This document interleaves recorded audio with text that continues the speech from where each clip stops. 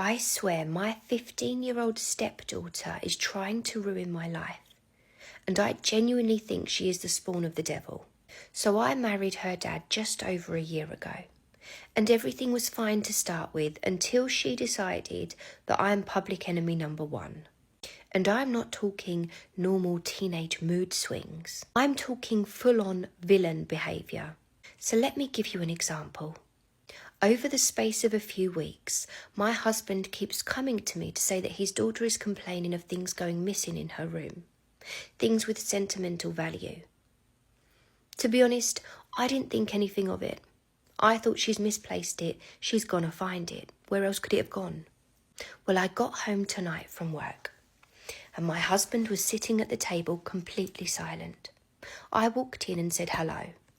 Silence. And then I notice he's holding something. He's holding my necklace. So I ask why. Why does he have my necklace? And he tells me that his daughter found my necklace in her room. She found it in her laundry bin, which is just below some of the things, the sentimental things that she keeps that have apparently gone missing. So he then goes on to ask me if my necklace had fallen off whilst I was rooting around her bedroom. This isn't even a necklace that I wear. It's one that stays in my jewellery box. So I know that it's been taken out of the jewellery box and planted in her room. And I'll give you one guess who did it, because I bet that your guess is the same as mine. She told him I slapped her because she rolled her eyes at me. Slapped her! Can you imagine? And the best part was the day and time that she said I'd done it, I wasn't even there. I was shopping in Tesco. But do you think my husband believed me? No. Of course he believed his daughter. And this girl, I swear to God, she can cry on cue. Like real tears, full-on shaky voice. It's Oscar worthy. So when she tells her dad that I'm mentally abusive and controlling, all she needs to do is chuck in a few tears and he believes her every single time. So that's pretty bad, right? It gets worse. She had screenshots that were apparently between me and a guy at my gym. And the messages were extremely suggestive. Only I've never sent those messages. I don't know how she's got them. She's obviously fabricated them, but I don't know how. So if anybody knows how you can do that, actually, that would be very interesting. Because I didn't send them. They have not come from my phone. And when I get my phone out to show my husband, because naturally she's shown him the screenshot she's got, that's why she's done it, to show him. So I get my phone out and I say to him, look through my phone. Take it, just take it. Look through it. I've got nothing to hide. He doesn't even take it because he's seen everything he needs to see from her. It got to the point where I screamed at him that she was faking this, that I hadn't done it. And his reply was, she's a kid. She wouldn't do that. I'm sorry, sir. Your kid is out here forging digital evidence and giving sad girl monologues every single time she doesn't get her own way. And you being married to me is her not getting her own way. Like, am I crazy? Is this what parenting a teenager is now? Because I feel like I'm in a psychological thriller and I'm the only one who's not got a script. I love my husband. I really love my husband.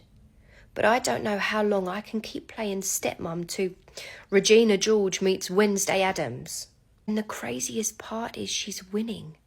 What she's doing is working. I either need to walk away and leave this all in my past, or I need to play as dirty as this teenager. You guys might remember a video I posted 2 days ago. It was about my evil stepdaughter and how she's trying to ruin my marriage to her dad. Well, I took on board a lot of your comments, especially the ones telling me to protect myself. So I did. I planted cameras everywhere, between books, in my lampshades, even in the light fitting in my hallway. I had eyes in every room. So if anything was said or done, there was no way I was going to miss it. And I didn't. I didn't miss it. I got everything I needed, but nothing, and I mean nothing, that I expected. What I uncovered wasn't just some bratty teenager trying to push me out. This was organised. This was directed. And the director was my husband. The man I married. The man I trusted. The man I signed legal documents with. He hadn't just been watching this happen. He'd been behind it the whole time. Every lie, every cruel look, every manipulative stunt. This was his choreography. So what I heard was him instructing her on what to say next. The next lie. And let me tell you, it was going to be a good one. According to him, she was to start telling people that I had dragged her down the hallway by her hair because she didn't want to eat the dinner that I'd cooked. That was the next scene in this fucked up little play of theirs. Obviously, I was stunned, but it didn't end there. I listened as they casually discussed the small things that they had taken from me, like items of jewellery, like letters, things that I actually hadn't even noticed that they'd gone missing at this point. And they knew that because they laughed about how I was so slow to catch on. But then came the real twist. The grand plan. See, just after we got married, my husband came to me with an absolutely devastating story about a man who he worked with, whose wife had become mentally unstable, something neurological, and now they were trapped because she was alive but incapable. She wasn't well enough to sign anything over to him, so he couldn't touch her assets, her finances, and they were in a terrible state. So when my husband suggested that we both sign power of attorney forms for each other, we both did it, just in case anything was to happen in the future. I, of course, said yes. Why wouldn't I? It made sense, so I signed it. And here's the kicker. I didn't even read it. I trusted him completely. So once I heard all of their scheming, I remembered signing this. In fact, it was the first thing that came to my mind. So I went to the safe to get the form. I thought it was probably time I read through it. And what I found was I didn't sign a simple power of attorney form. What I actually signed was a durable power of attorney. Now let me tell you what that means. If I am proven mentally unstable or a danger to my family, all of my finances, all of my assets go straight into my husband's name. He has the power over all of them. And then in the future, if I'm deemed mentally stable, if it's deemed that I can look after myself and integrate back into society, or even if I can prove that their accusations of me being mentally unstable are false, it doesn't matter. That document gives him permanent legal control over all of my finances and all of my assets. It doesn't expire. And that's when it all clicked for me. This wasn't about a bratty stepdaughter. This isn't some teenage rebellion. This is a setup.